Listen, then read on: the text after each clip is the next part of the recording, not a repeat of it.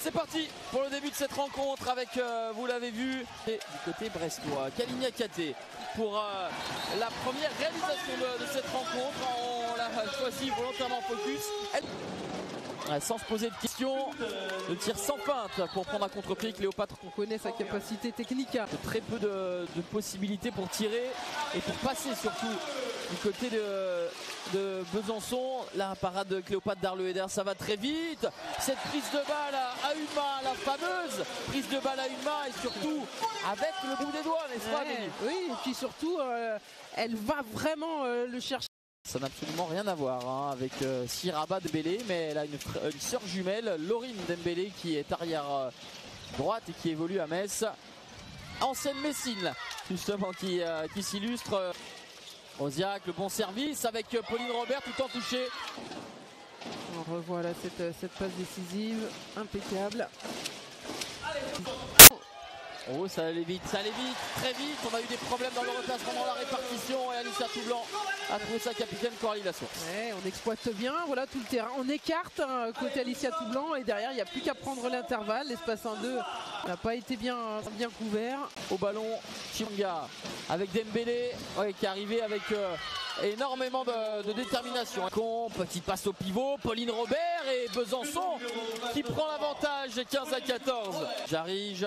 La dissuasion de Louis Cusset qui s'est désaligné, et la bonne interception de Frécon qui va s'en aller défier Cléopâtre Darleux. Aller au près avec ce tir à rebond, ça fait plus 2 pour Besançon, et le temps mort logiquement posé par Pablo Morel du côté du BBH.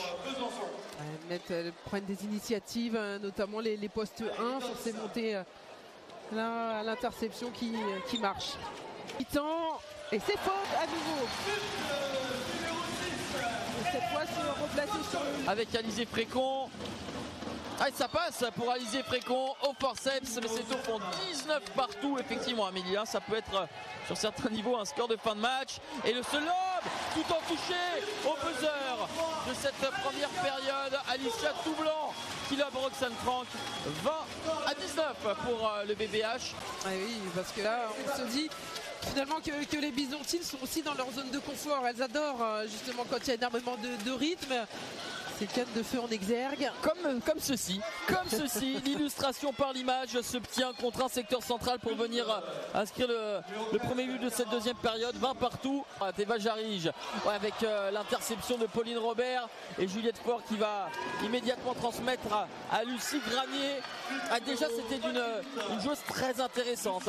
Eva Jarige, elle a changé d'impact, impact bas, ça c'est bien pour Eva Jarige de ne pas d'avoir ses tirs préférentiels, mais de changer d'impact pour ne pas être lisible par la gardienne adverse. Et Audrey Dembélé qui prend derrière, il connaît à 100% ses qualités. Le tir de Sabrina Zazaï. Trop lisible cette passe, c'est mal assuré. Et il pose que derrière Pauline Robert avec Camilla Oustin qui tente le Chabala, la parade de Sandra Toft, et le ballon va être rendu aux Byzantines, touché en dernier lieu par Hélène Fosque qui a eu un petit peu de mal dans ses dernières prises de décision. Mais oui, parce que là il y avait absolument imperméable Sandra Toft. Oh, elle s'est baladée. Camilla Oustin, Rosiac, elle va aller au tir. Oustin, oui, c'est dans ces moments-là où les ballons deviennent de plus en plus brûlants que l'expérience de Camilla Oustin et ses 31 ans peuvent faire pencher la balance en faveur de l'ESBF. 29 partout. Et surtout que ce renversement paraissait peut-être un peu forcé. Avec Frécon, décalage avec Zazaï et la parade de Sandra Toft. Eh oui, et derrière Coralie Lassource. La réponse de Roxane Franck. Prête de l'initiative. Eh bah oui, elle peut tirer presque du milieu de terrain, parce que là elle est, comme on dit au basket, elle est in the zone. Alessandra Rosiac, plus 3 pour Besançon. Il ne va pas falloir gâcher. Et voilà, peut-être le but de l'espoir à minima pour accrocher le match nul. La défense tout terrain évidemment proposée par Pablo Morel.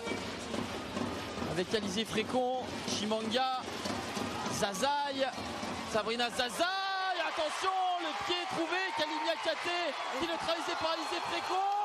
Qu'est-ce que ce sera? Ce sera un coup franc. Ce sera un coup franc. Et 2 minutes pour Sabrina Zaza ou Alizé Frécon. Alors oui, il y a ce point de règlement, évidemment. Une dernière faute, Pablo Morel se plaint auprès du délégué en réclamant un jet de 7 mètres. Et bien sûr. Alors là, je vais vous dire que si elle parvenait à marquer Kalinia Katé, on vous laissera vivre l'explosion de l'Arena. On n'en est pas encore là. On n'est pas encore là. Kalinia Katé, une première feinte et ça va passer au-dessus. Et la victoire de Besançon. Les Bisontines qui s'imposent 35-34 ici à l'Arena. La deuxième défaite de la saison pour les Brestoises. Grosse performance des Bisontines.